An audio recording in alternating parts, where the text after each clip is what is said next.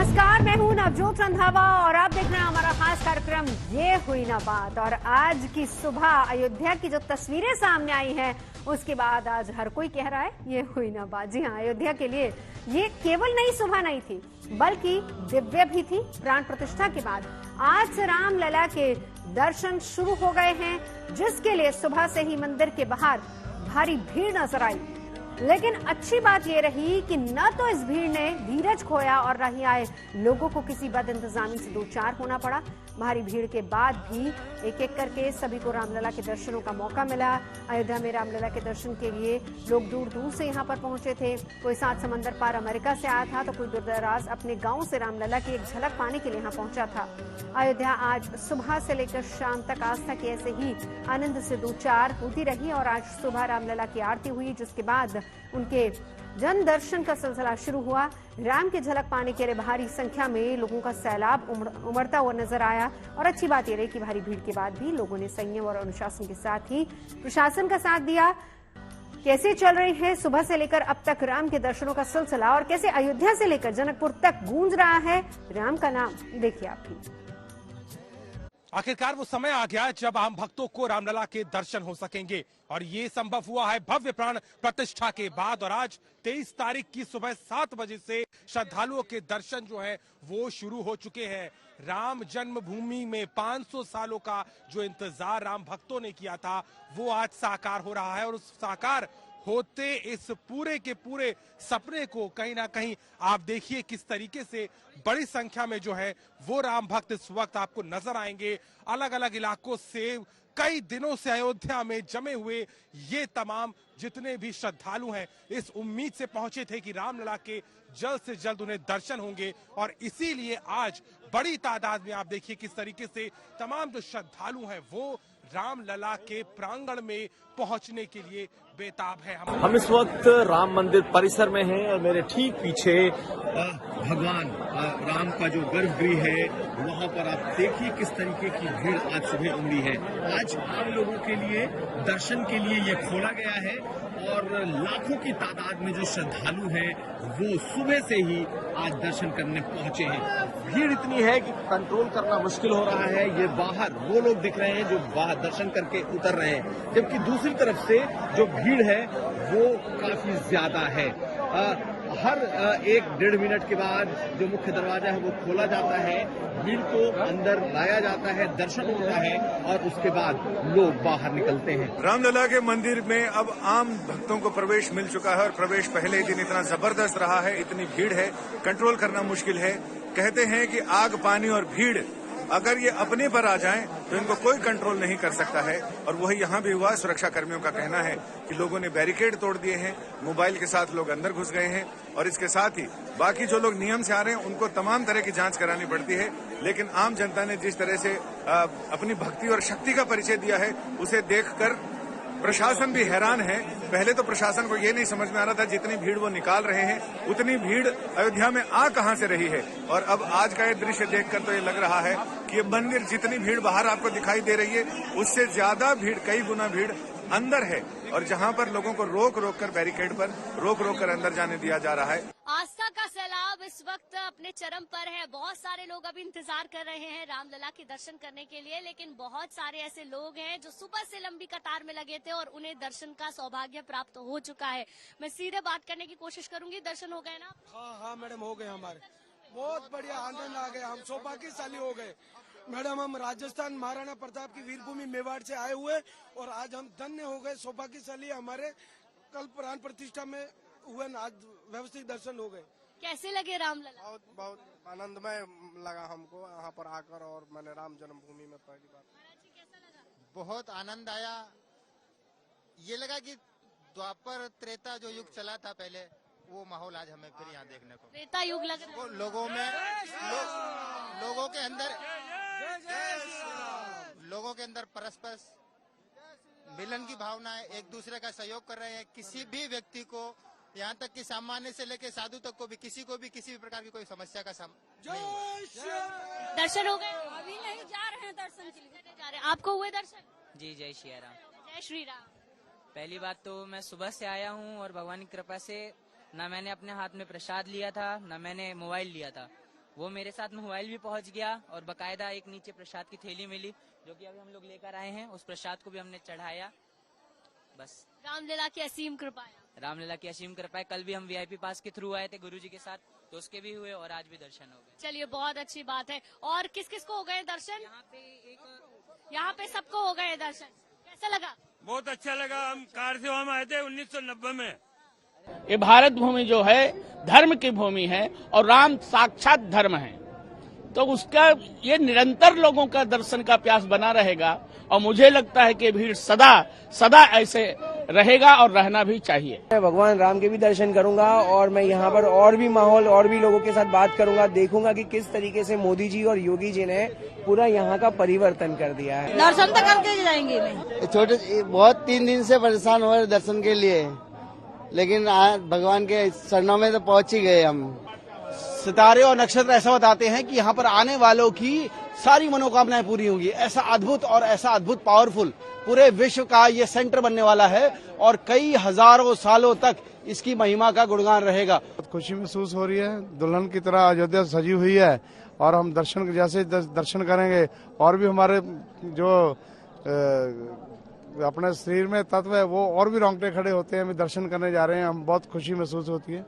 सदियों का इंतजार पूरा हुआ। प्रभु राम आएंगे नहीं बल्कि प्रभु राम अब आ चुके हैं और अपने भव्य मंदिर में विराजमान हो चुके हैं। एक तरफ जहां अयोध्या और पूरे देश में जश्न का माहौल है, तो वैसा ही माहौल प्रभु राम के ससुराल में भी देखा जा रहा है। इस वक्त हम नेपाल के जनकपुर धाम में जानकी मंदिर पर मौजूद है, जिसे जनक महल भी कहा जाता है।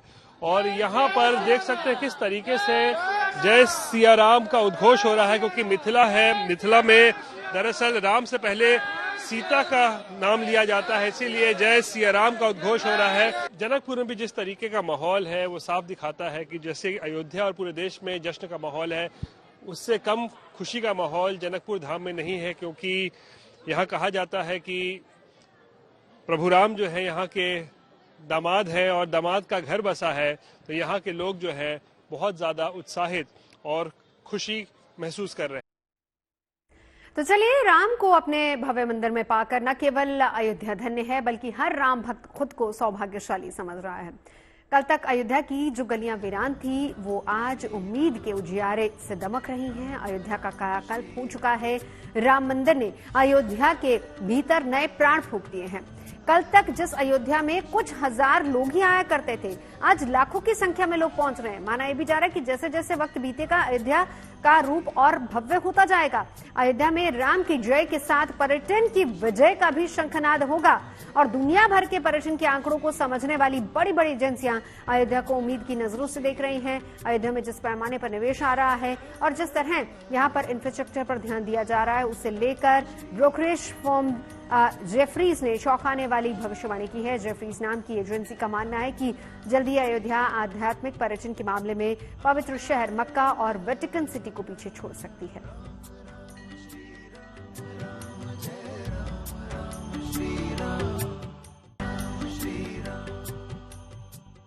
तो इस रिपोर्ट में क्या कुछ है, चलिए उस पर भी जरा एक नजर डाल लेते हैं, फिर इसी पर चर्चा करेंगे खास मेहमानों के साथ। दरअसल ब्रोकरेज फर्म जेफरीज ने अयोध्या को लेकर एक बड़ा अनुमान जताया है। जेफरीज की रिपोर्ट में कहा गया है कि राम मंदिर की वजह से अयोध्या धार्मिक और आध्यात्मिक पर्यटन के मामले में मक्का और वेटिकन सिटी को भी पीछे छोड़ देगी। जेफरीज का अनुमान है कि अयोध्या में भव्य राम मंदिर का उद्घाटन भारत में एक बड़ा आर्थिक प्रभाव भी डालेगा और ये भारत में एक नया ग्लोबल टूरिस्ट स्पॉट बनेगा, जहां पर हर साल लगभग 5 करोड़ पर्यटकों के आने की संभावना है। और वहीं मुसलमानों के पवित्र स्थल मक्का में हर साल 2 करोड़ और ईसाई समुदाय के वेटिकन सिटी में सालाना टूरिस्ट की संख्या करीब 1 करोड़ होती है। यानी कि अगर हम दोनों को मिला ले तो 3 करोड़ का आंकड़ा बनता है, जो कि अयोध्या से कम होगा। और जेफरीज का यह भी मानना है कि मौजूदा इंफ्रास्ट्रक्चर बाधाओं के बावजूद भारत में धार्मिक पर्यटन को का बहुत बड़ा योगदान है और ज्यादातर लोकप्रिय टूरिज्म और टूरिस्ट स्पॉट्स पर हर साल करीब 1 से 3 करोड़ पर्यटक आते हैं। जेफरीज के मुताबिक अयोध्या में 8 खरब रुपए से ज्यादा के निवेश से नया एयरपोर्ट, रेलवे स्टेशन, सड़कें, होटल, टाउनशिप बसाई जा रही हैं, जिससे इस पावन नगरी का पूरी तरह से कायाकल्प हो जाएगा।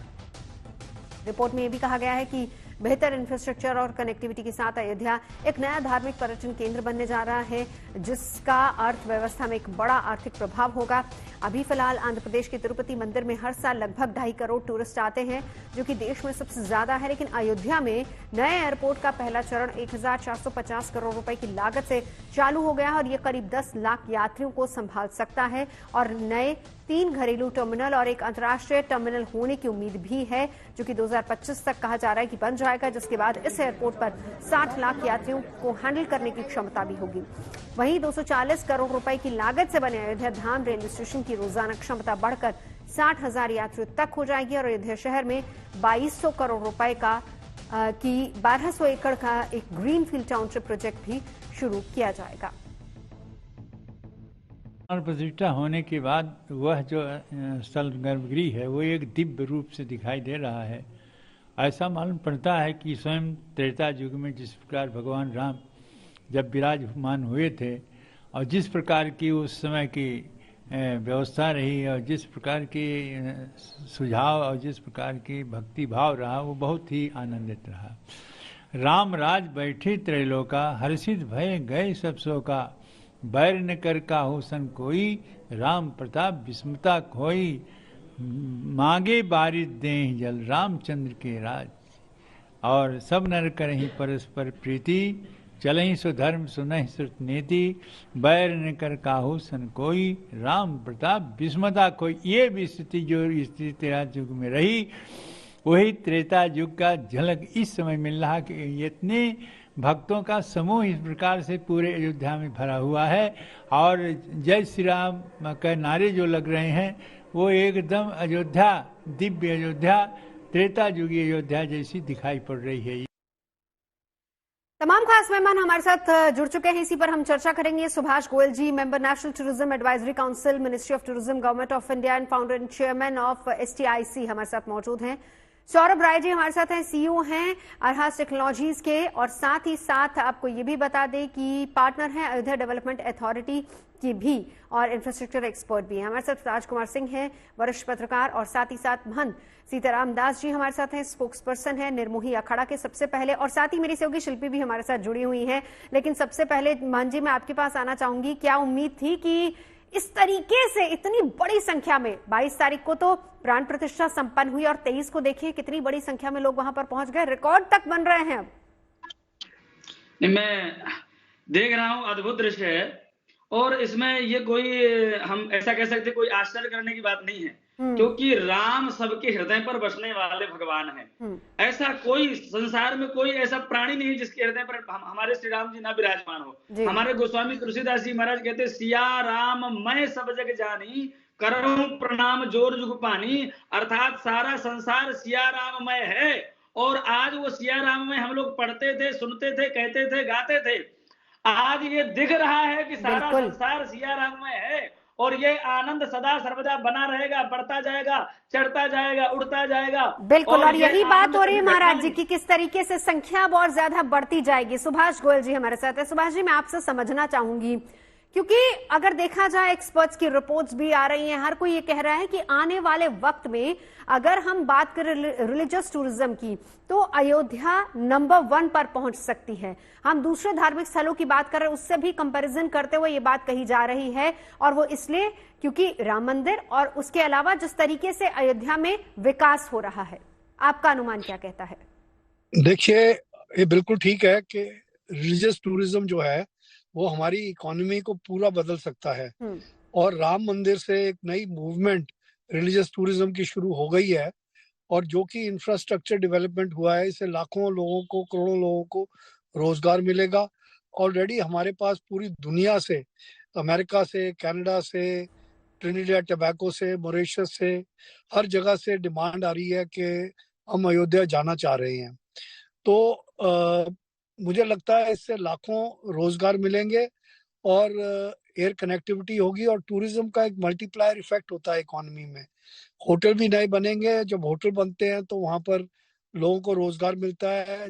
कोई बेल बॉय है, कोई सफाई कर्मचारी है, कोई खाना बनाता है, कोई केटरिंग करता है और कोई एयर कंडीशनिंग करता है तो एक मल्टीप्लायर इफेक्ट होगा हैंडीक्राफ्ट्स इंडस्ट्री पे भी, और पूरे वर्ल्ड में जो एक रिलीजियस टूरिज्म की मूवमेंट इंडिया से शुरू हुई है, ये एक सर्किट बन गया है वाराणसी लखनऊ अयोध्या, या अयोध्या लखनऊ वाराणसी। ये एक सर्किट बहुत पॉपुलर होता जा रहा है और मुझे उम्मीद है कि बहुत ज्यादा फर्क पड़ेगा और इससे इंडिया की इकोनॉमी में भी बहुत अच्छा फर्क पड़ेगा। बिल्कुल। सौरभ राय जी हमारे साथ इस वक्त मौजूद हैं। सौरभ जी, आप तो पार्टनर भी हैं अयोध्या डेवलपमेंट अथॉरिटी से। मैं जानना ही चाहूंगी कि आने वाले वक्त में, क्योंकि टारगेट 2025 तक का भी रखा गया, आने वाले वक्त में आप अयोध्या को कहां पर देख रहे हैं? अगर हम धार्मिक टूरिज्म की बात करें, अगर हम बात करें कि देश की इकोनॉमी में कितना बड़ा योगदान डालेगी, और जिस तरीके से तमाम एजेंसियां अयोध्या को लेकर अपनी अपनी रिपोर्ट में दावे कर रही हैं। मैडम, मैं जेफरीज की रिपोर्ट से पूरी तरह सहमत हूं, बल्कि मेरा ये मानना है कि अगर 2028-30 से कहीं पहले अयोध्या बाकी अन्य ऐसे टूरिस्ट डेस्टिनेशंस को पीछे छोड़ देगा धार्मिक टूरिज्म में। मैं पिछले 4 दिन से अयोध्या में ही था और जो भाव और जो डेवलपमेंट मैंने अपनी आंखों से देखा है, प्लस मैं तो अयोध्या डेवलपमेंट अथॉरिटी के साथ उनका सस्टेनेबिलिटी इंडेक्स भी लॉन्च किया है अभी हमने परसों, तो मुझे पूरा विश्वास है कि काफी नया इंफ्रास्ट्रक्चर बनके तैयार हो गया है और इसका कई गुना और बनेगा, जस्ट सिर्फ इस चीज को मैनेज करने के लिए जिस तरह के भक्त आने वाले हैं और जिस तरह का रिलीजियस टूरिज्म होने वाला है। जैसा अभी कहा गया, ये जो ट्रायंगल और जो ये सर्किट बनेगा, इस पूरे उत्तर प्रदेश के इस इलाके का पूरा विकास संभव है सिर्फ एक इस टूरिस्ट उद्योग से। इसके अलावा सिर्फ टूरिज्म नहीं, मैंने देखा है कि यहाँ पे कुछ धार्मिक यूनिवर्सिटी बनाने की बातें चल रही हैं, तो रिलीजियस टूरिज्म के साथ साथ एजुकेशन का भी हब बन सकता है अयोध्या। ऐसे में बड़ा ही आवश्यक है कि शहर का सतत विकास हो। जब मैं सतत विकास की बात करता हूँ तो मैं ये कह रहा हूँ यूनाइटेड नेशंस के जो सस्टेनेबल डेवलपमेंट गोल्स हैं उसका ध्यान रखा जाए। और यहाँ पर एक बहुत बड़ी पहल की है इस सरकार ने, और मैं कहूँगा अयोध्या डेवलपमेंट अथॉरिटी ने, कि उन्होंने पहली बार कोई ऐसा शहर अयोध्या दुनिया का बन के आया है जिसने शुरू होने से पहले ही अपना रिपोर्ट कार्ड जारी किया है, जो हमने किया है अभी, जहां हमें पता है कि ग्रीन एरिया कितना कम होने वाला है, लैंड यूज कैसे बदलने वाला है, कैसे आप प्रेडिक्ट कर सकते हो लैंड यूज को। आबो हवा में 5 हमने AQI सेंसर्स लगाए सिर्फ हवा और उसके PM2 और बाकी मानक जांचने के लिए। तो पूरी तरह से ये तैयारी है सरकार की और विकास प्राधिकरण की कि जो तेज शहरी विकास होता है उससे होने वाले दुष्प्रभावों से अयोध्या को बचाया जाए और एक मॉडल शहर, मॉडल टूरिज्म टाउन की तरह अयोध्या बन के आगे निकले और लोगों के इच्छाओं पर पूरा उतरे। बिल्कुल। राजकुमार जी, आपने अयोध्या देखी है, कितना बदलाव आप अयोध्या में अभी तक देख पाए हैं? खास तौर पर अगर मैं कहूं कि पहले की अयोध्या से कल यानी कि 23 तारीख प्राण प्रतिष्ठा के दिन तक, और इसके बाद जो जो एक्सपेक्टेशंस या फिर जो जो प्रेडिक्शंस अयोध्या के बारे में की जा रही हैं आगे।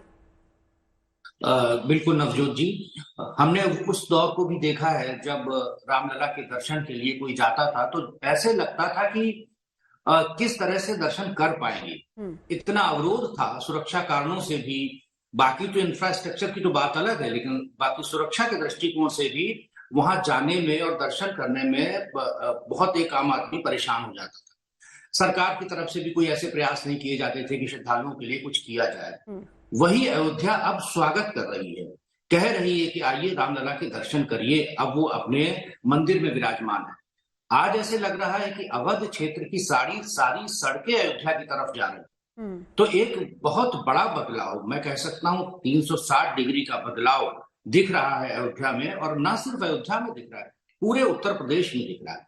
उसकी वजह है क्योंकि उत्तर प्रदेश सरकार वहां पर पिछले करीब 5 साल से, तो मैं देख रहा हूँ जब से योगी जी की सरकार बनी है तब से अयोध्या को लेकर बहुत काम हो रहा है। लगातार मुख्यमंत्री खुद अयोध्या जाते हैं, तकरीबन शायद ही कोई हफ्ता या महीना ऐसा होता है जब मुख्यमंत्री वहां जा नहीं रहे। तो राज्य सरकार काम कर रही है। केंद्र सरकार आप देखिए कितनी तेजी में वहां इंटरनेशनल एयरपोर्ट बना है, ये एक रिकॉर्ड होगा। इसके साथ ही जो रेल का कनेक्टिविटी है वो भी बेहतर हुई है, रोड्स की कनेक्टिविटी बेहतर हुई है। तो मुझे अब इसमें कोई शक नहीं लग रहा है कि दुनिया में सबसे ज्यादा धार्मिक पर्यटक अयोध्या में आएंगे आने वाले वर्षों में, इसमें कोई संदेह नहीं। एक चीज और मैं कहना चाहता हूँ नवजोत जी, कि उत्तर प्रदेश में अगर आप देखिए तो अभी तक बनारस में बहुत श्रद्धालु आते हैं, देश से भी और विदेश से भी। इसके बाद संगम आते हैं, उसके बाद फिर अन्य जगहों पे जाते हैं। ये जो एक त्रिकोण बनाया जा रहा है, एक जो ट्रायंगल बनाया जा रहा है कि जो टूरिस्ट बनारस आए वो बनारस के बाद संगम, संगम के साथ अयोध्या का दर्शन कर ले, तो ये जो त्रिकोण राज्य सरकार डेवलप कर रही है, इंफ्रास्ट्रक्चर, रोड्स और सबके जरिए, तो ये एक तरह से पूरे उत्तर प्रदेश का एक बड़ा विकास होने वाला है जिस तरह से काम हो रहा है। और इसमें कोई संदेह नहीं है कि यूपी में धार्मिक पर्यटन अब बहुत तेजी से आगे बढ़ेगा और अर्थव्यवस्था के लिए उत्तर प्रदेश जो कि एक गरीब राज्य में आता था कुछ समय पहले तक, पिछले 7-8 सालों में तेजी से आगे बढ़ा है, तो धार्मिक पर्यटन का जो अर्थव्यवस्था में बड़ा रोल होगा और इसका असर सीधा सीधा देश की इकोनॉमी पर भी पड़ेगा। शिल्पी भी मेरी सहयोगी हमारे साथ मौजूद हैं। शिल्पी, आप अक्सर अयोध्या जाती रहती, बहुत कुछ बदलाव आपने देखा है, लेकिन जिस तरह की चीजें, जिस तरह की डेवलपमेंट की बात इस वक्त अयोध्या में हो रही है, कितना ग्राउंड पर वो नजर आता है? देखिए नवजोत, इसमें दो बातें हैं। एक तो ये है कि अयोध्या का विकास बहुत तेजी से हो रहा है और जिसको हम कहते हैं नव्य अयोध्या यानी नई अयोध्या, तो नव्य और भव्य अयोध्या बन रही है। इतनी तेजी से विकास हुआ है कि अगर कोई 5 साल पहले या 4 साल पहले अयोध्या गया हो, राजकुमार जी भी इससे सहमत होंगे, तो आज जब वो अयोध्या जाते हैं तो बिल्कुल बदली हुई अयोध्या को देखते हैं। पहले सरयू किनारे जिस तरह से मिट्टी जमा रहती थी, जिस तरह से पानी नहीं उसमें रहता था, अब पूरी तरह से वो व्यवस्थित दिखाई पड़ता है। इसके पीछे एक वजह यह भी है कि राज्य सरकार ने बहुत ज्यादा काम किया है और हर क्षेत्र में वहां पर काम किया है। लेकिन इसके पीछे दूसरी भी बात यह है कि किसी शहर को एक इंटरनेशनल टूरिस्ट स्पॉट बनाने के लिए, या अगर हम रिलीजियस टूरिज्म की ही बात करें या आध्यात्मिक स्पिरिचुअल टूरिज्म की बात करें, अगर उसमें अंतर्राष्ट्रीय पर्यटक भी आने हैं या देश भर से भी श्रद्धालु आने हैं, तो उस जगह के लोगों को भी तैयार किया जाना चाहिए। अयोध्या के लोग इसके लिए तैयार हो रहे हैं। जो यात्री सुविधाएं हैं उनके साथ जो वहां मूलभूत सुविधाएं हैं उनका विकास हो रहा है, क्योंकि हम लोग जब हनुमानगढ़ी की रोड पर जाते थे तो बहुत ज्यादा कंजेस्टेड होता था, लेकिन अब वो सड़क बहुत चौड़ी कर दी गई है। वहां जो जिस तरह से रोड्स बन रहे हैं, जिस तरह से चारों जन्मभूमि, धर्मपथ, रामपथ, भक्तिपथ बनाए, वो जाना वहां पर आसान हुआ है। लेकिन इसके साथ दूसरी ये बात है कि उत्तर प्रदेश सरकार ने, जिस तरह से योगी आदित्यनाथ सरकार बनने के बाद सिर्फ अयोध्या नहीं, आप देखिए रिलीजियस और स्पिरिचुअल टूरिज्म में एक बहुत ज्यादा आगे बढ़ने की कोशिश की है। काशी कॉरिडोर बनने के बाद से उसका असर देखा गया है काशी में कि बहुत ज्यादा संख्या बढ़ी है।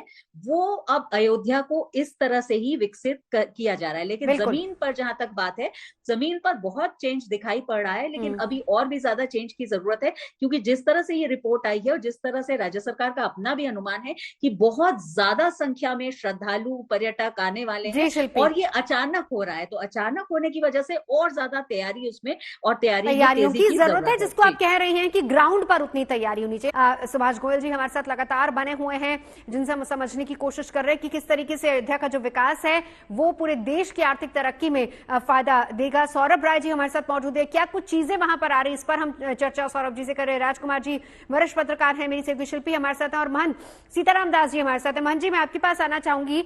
हम अयोध्या के विकास की बात कर रहे थे और बार बार आप लोग ये कहते थे कि राम आएंगे तो राम राज्य बनेगा। राम राज्य की अगर हम कहें कि पहली नींव रखी जा चुकी है, क्योंकि राम आए और उससे पहले ही विकास किस तरीके से पूरे ट्रैक पर चल रहा है वो हम यहाँ पर देख रहे हैं और हमारे एक्सपर्ट्स भी इस बात की तस्दीक कर रहे हैं।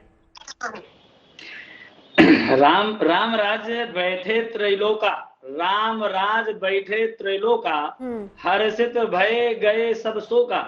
जितने प्रकार के शोक है, जितने प्रकार के कष्ट दुख भय है, वो सब नष्ट होने वाले हैं। हर प्रकार का विकास होने वाला है। अभी श्रीमान जी हमारे पूर्व वक्ता कह रहे थे कि वहां पर चाहे स्वास्थ्य की व्यवस्था हो, चाहे शिक्षा की व्यवस्था हो। मैं एक बात आप लोगों को कहना चाहता हूं कि हमारे विकास का मूल है शिक्षा, और अभी वर्तमान की जो शिक्षा चल रही थी, मोदी सरकार के पहले जो शिक्षा नीति थी, उस शिक्षा नीति ने जिस प्रकार से पूरी व्यवस्था को चौपट किया, अभी आने वाली जो शिक्षा नीति है, आगे जो शिक्षा की व्यवस्था होने वाली है, अयोध्या में कई प्रकार की यूनिवर्सिटियां बनने वाली हैं, गुरुकुल बनने वाले हैं, और हमारी भारतीय संस्कृति की शिक्षा दी जाने वाली है।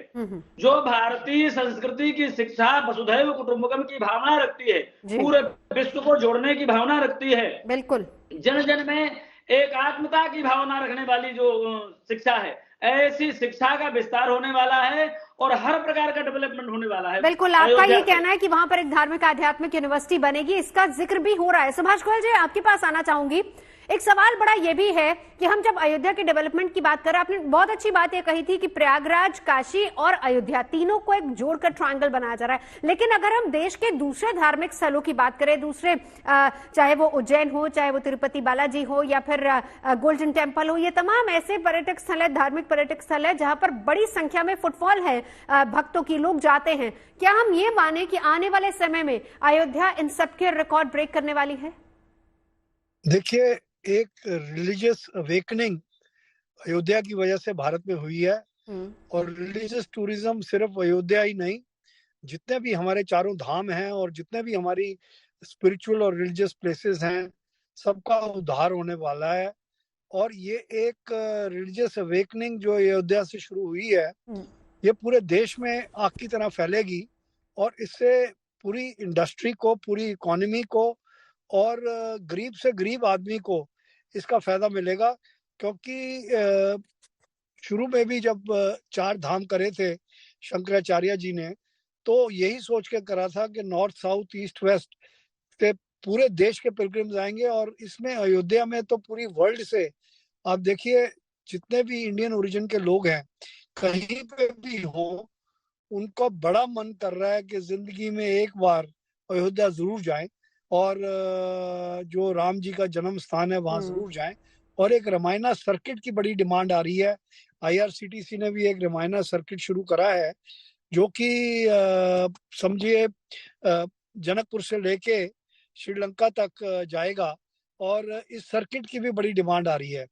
तो मैं समझता हूं कि पूरा इससे नॉर्थ से साउथ तक और ईस्ट से वेस्ट तक पूरे भारत में करोड़ों लोगों को रोजगार मिलेंगे और बहुत ही अच्छा एक हमारे लाइफ टाइम में एक हमने ऐसी रिलीजियस अवेकनिंग देखी है, तो हम बहुत ही खुशकिस्मती है और ये भारत का लिए बहुत ही अच्छा है। बिल्कुल सौरभ जी, जो रिपोर्ट्स में कहा जा रहा है कि अयोध्या आने वाले समय में वेटिकन सिटी और मक्का का रिकॉर्ड तोड़ सकती है, क्या सहमत है आप इससे? मैं इसमें पूर्ण रूप से सहमत हूं और शायद ये समय बहुत जल्दी आ जाए। देखिए, अगर सिर्फ नंबर्स की बात की जाए, अगर अगले 4-5 सालों में 10 से 12 करोड़ हिंदू भी तय कर लेते हैं कि हमें अयोध्या एक बार आना है, तो हम सालाना 3 से 4 करोड़ हिंदुओं की बात कर रहे हैं और बाकी धर्म के जो लोग आए उनके अलावा। ऐसी स्थिति में आसानी से अयोध्या जो है वेटिकन या संभवतः मक्का का भी रिकॉर्ड तोड़ दे, जितने पर्यटक यहाँ आएंगे। इसके अलावा जैसा अभी आपने सुना, जैसे ही ये बाकी आयाम शुरू हो जाएंगे एजुकेशन के, आप देखेंगे एजुकेशनल टूरिज्म भी हो जाएगा। तो ओवरऑल प्लस सेक्टर से आने वाले लोग अगर उस टूरिस्ट ट्रायंगल में आते हैं तो फिर बढ़ेंगे। ऐसे में निश्चित रूप से अयोध्या में आवागमन की सुविधाएं बढ़ गई हैं, रोड्स चौड़ी हो गई हैं, 8 लेन की रोड की जा रही है पूरे उस सर्किट में। आप सबने देखा कितने जहाज कल और परसों उतरे, कहीं कोई कोलाहल नहीं मचा, कहीं कोई दुर्घटना नहीं हुई, कोई नहीं हुई। इंफ्रास्ट्रक्चर इंप्रूव हो, पानी, बुनियादी जो सेवाएं हैं, कूड़ा करकट मैनेज करना, पानी देना, इवन सोलर पैनल्स जगह जगह लगाए जा रहे हैं। तो हर तरह से समग्र विकास एक अच्छे पर्यटक शहर के रूप में करने की कोशिश भी की जा रही है।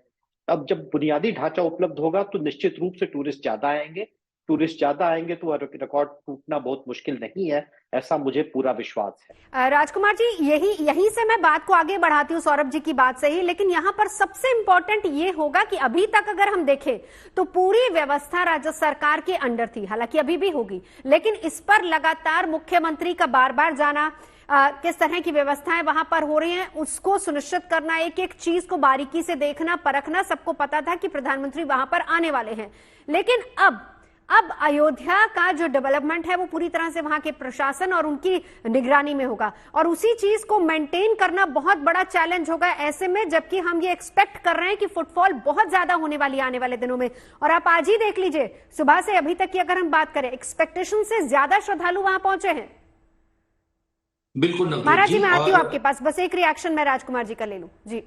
जी बिल्कुल, आप ठीक कह रही हैं और इसमें कोई शक नहीं है कि यूपी सरकार पिछले 6-7 साल से बहुत काम कर रही है वहां पर। और मैं एक बात आपको और कहना चाहता हूं कि कई बार दुख भी होता है कि पिछली जो राज्य सरकारें रही, उन्हें अयोध्या का विकास करने से किसी ने नहीं रोका था। वो एक कानूनी मुद्दा था, मंदिर का, रामलला टेंट में थे, वो एक मुद्दा था, लेकिन अयोध्या का डेवलपमेंट तो किया जा सकता था, लेकिन अयोध्या को बिल्कुल उपेक्षित रखा गया।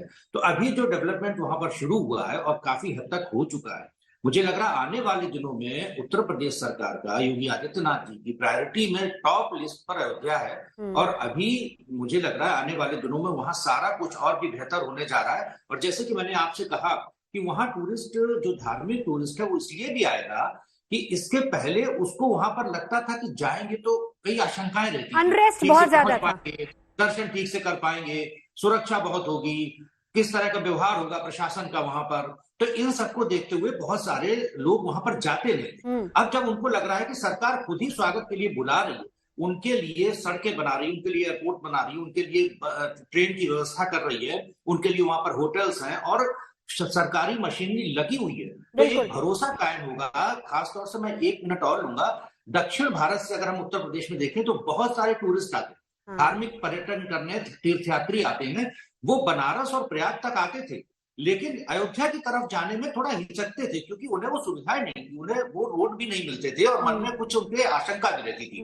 अब इसको दूर किया जा रहा है, तो इसमें कोई शक नहीं है कि अयोध्या में बहुत सारे तीर्थयात्री आएंगे जो अभी तक किसी तरह से अपने को रोके हुए थे, ये जानते हुए। राजकुमार जी, बिल्कुल। शिल्पी, इसी पर एक रिएक्शन, क्योंकि देखिए चैलेंज सबसे ज्यादा प्रशासन के लिए यही होगा कि किस तरीके से पहली बात सुविधाएं सबको दी जाए और दूसरी बात सभी चीजें, लोग दर्शन भी सुचारू रूप से कर पाए, किसी तरह की कोई प्रॉब्लम ना हो, मेंटेन करना है, सबसे बड़ा चैलेंज होगा। शिल्पी, एक रिएक्शन आपसे लूंगी, लेकिन महाराज जी भी कुछ कहना चाह रहे थे। महाराज जी, आप अपनी बात पूरी कर लीजिए। मैं बहुत प्रसन्न हुआ आपने योगी जी की बात कही कि योगी जी ने एक एक विकास के कार्य को जाकर के वहां पर निरीक्षण किया, अपनी दृष्टि में पूरा विकास कराया अयोध्या का। एक मुख्यमंत्री हुआ करते थे जिन्होंने केवल अपनी सैफई का विकास किया, वहां पर हीरो हीरोइन नचाई और केवल सैफई पर केवल, और एक जाति पर केवल ध्यान दिया, तो कुछ केवल एक धर्म पर ध्यान दिया। लेकिन हमारे योगी जी ने जिस प्रकार से एक एक विकास कार्य को, केवल ये रिलीजियस नहीं, केवल धार्मिक बात ही नहीं, विकास पर एक एक पॉइंट पर ध्यान दिया योगी जी ने। ऐसा नेता पूरे देश को चाहिए। मैं भारतीय जनता पार्टी से आपके चैनल के माध्यम से प्रार्थना करना चाहता हूं कि मोदी जी के बाद में योगी जी को प्रधानमंत्री बनाया जाए। चलिए, उस पर हम अभी फिलहाल पॉलिटिक्स पर नहीं आएंगे महाराज जी, चलिए वो खैर दूसरी बात है। लेकिन हम अयोध्या, आम जन क्या सोचता है, एक भक्त क्या सोचता है, जब कोई भक्त वहां पर पहुंच रहा है, तमाम उम्मीदें लेकर शिल्पी भक्त वहां पर जाता है। अभी तक इस बात को सुनिश्चित किया गया राज्य सरकार की तरफ से। कल भी हमने देखा कैसे योगी आदित्यनाथ सबसे पहले वो पहुंच गए थे, इससे पहले हमने देखा 19 तारीख को वो पहुंचे थे वहां पर जायजा लेने के लिए। यानी हर चीज को बारीकी से उन्होंने देखा, परखा और इस बात को सुनिश्चित किया कि किसी को किसी तरह की दिक्कत ना हो। और शायद यही एक वजह है कि आज 23 तारीख को सुबह जब कपाट खुले तो उसके बाद फुटफॉल कितना भी ज्यादा क्यों ना हो, बावजूद इसके वहां पर व्यवस्थाएं ठीक ठाक रही ये, लेकिन इसको कंटिन्यू रखना है। शिल्पी, आपको क्या लगता है कितना बड़ा चैलेंज वहां पर होगा, क्योंकि आप कल रात वहीं पर थी? बिल्कुल, देखिए यही सबसे बड़ा चैलेंज है, क्योंकि एकदम से अचानक, क्योंकि ये अनुमान तो लगाया जा रहा था, लेकिन जिस तरह से पूरब से लेकर पश्चिम तक और उत्तर से लेकर दक्षिण तक और विदेशों में भी राम को मानने वाले लोग हैं वो आ रहे हैं और इसके साथ ही साथ टूरिस्ट भी अब आना शुरू होंगे। तो ऐसे में यही सबसे बड़ा चैलेंज है। लेकिन मुझे लगता है नवजोत, इसकी तैयारी और इसकी प्लानिंग राज्य सरकार ने की है। एक बात और बहुत महत्वपूर्ण है, अयोध्या में जिस तरह से हम लोग बात कर रहे हैं कि सबसे ज्यादा टूरिस्ट या श्रद्धालु आएंगे, वो ये कि कहीं से जो विशेष तिथियां होती हैं, रामनवमी की तिथि हो, विवाह पंचमी की तिथि हो या सावन के झूले जब होते हैं तब की बात हो, सबसे ज्यादा लोग अयोध्या आते हैं, आते रहे हैं। यानी विवाह पंचमी अगर है तो नेपाल से बहुत बड़ी संख्या में लोग आ सकते हैं। अगर रामनवमी है तो साउथ से, ईस्ट से, वेस्ट से बहुत ज्यादा लोग आ सकते हैं, आज की तुलना में भी शायद बहुत ज्यादा। उसकी तैयारी बहुत जरूरी है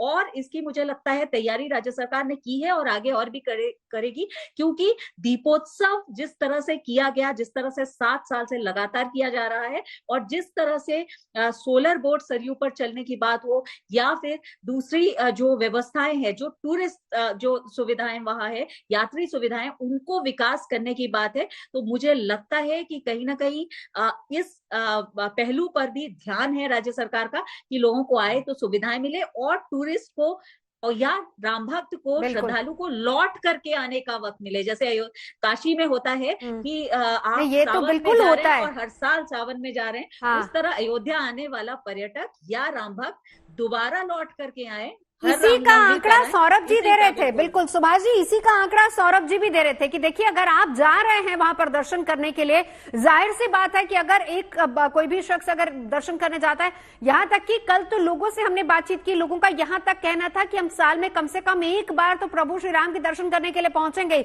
और उस हिसाब से जिस तरीके से आंकड़ा उन्होंने दिया है वो बहुत ही अच्छा और बहुत ही बड़ा आंकड़ा है, तो ऐसे में हम एक्सपेक्ट कर सकते हैं। लेकिन वही बात आती है कि जब हम सुविधाओं की बात करते हैं वो एक बड़ा चैलेंज होगा। जी, मैं एक बात कहना चाहता हूं कि प्रशासन इससे अनभिज्ञ नहीं है। जैसे हमारी ही ऑर्गेनाइजेशन को ये जिम्मेदारी दी गई है कि हम हर क्वार्टर ये सस्टेनेबिलिटी इंडेक्स लाएं और फुटफॉल्स के बेसिस पर प्रिडिक्ट करें कि शहर को आगे क्या चाहिए, जहां हम एआई की मदद भी ले रहे हैं। तो अभी तो डेटा आना शुरू हुआ है, अगले 3 महीने में जब आप हमारी रिपोर्ट देखेंगी तो हम ये बता पाएंगे कि कितनी इलेक्ट्रिक बस और चाहिए, पानी की आपको क्या व्यवस्था करनी होगी, इन फुटफॉल्स को मैनेज करने के लिए हेल्थ सेंटर कितने चाहिए। मैडम अभी तो बस शुरुआत है, ये पूरा प्लेटफॉर्म बन के तैयार है with basic data. Ayodhya development authority की साइट पर आप देख सकते हैं, उसके लिंक्स हैं। हवा, पानी, लोग, रख रखाव, बेसिक सुविधाएं, पूरा एक जो सस्टेनेबल शहर और अर्बन सस्टेनेबिलिटी की बात की जाती है, ये इंडेक्स हम quarter by quarter with prediction और विद रिकमेंडेशंस लाएंगे। तो सरकार ने हमें इसकी जिम्मेदारी इसीलिए दी थी ताकि वो भविष्य के लिए तैयार हो सके। मंदिर तो ठीक है, निर्माण हो गया, बहुत भव्य शुरुआत हो गई, पर आगे जो करने वाला काम है उसकी भी रूपरेखा तैयार की जा चुकी है, और हम निश्चित रूप से विश्वास रखते हैं कि ऐसा प्रेडिक्शन करने में और सही अनुमान लगाने और सही रिकमेंडेशंस देने में हम काफी हद तक सफल होंगे। और बिल्कुल। एक रिएक्शन में सौरभ जी, एक रिएक्शन में सुभाष जी से भी लेना चाहूंगी। सुभाष जी, पहला सवाल मेरा आपसे ये रहेगा कि कितना बड़ा चैलेंज आगे सरकार के लिए होगा। दूसरी बात ये कि सौरभ जी जिस तरीके से बता रहे हैं कि हम एक शहर बसाने की जिस तरीके से बात हो रही है, उसमें पहली बात तो ये एनवायरमेंट का बहुत ज्यादा ख्याल रखना, क्योंकि जिस तरीके से हमने देखा था काशी कॉरिडोर बना, वहां पर इन तमाम चीजों को भी देखा गया कि इको फ्रेंडली चीजें वहां पर इस्तेमाल हो, किसी तरह से एनवायरमेंट को ज्यादा नुकसान ना हो। ये सारे बहुत बड़े बड़े चैलेंजेस होंगे सरकार के सामने। देखिए, necessity is the mother of invention. जब डिमांड आएगी तो ऑटोमेटिकली सप्लाई भी आ जाएगी। जिस जिस चीज की डिमांड होगी, इस टाइम बड़ी प्रोएक्टिव सरकार है, यूपी की भी और सेंटर की भी, तो मैं नहीं समझता। और ऊपर से अयोध्या डेवलपमेंट अथॉरिटी भी बन गई है, तो मैं नहीं समझता कि किसी भी चीज की कमी होगी।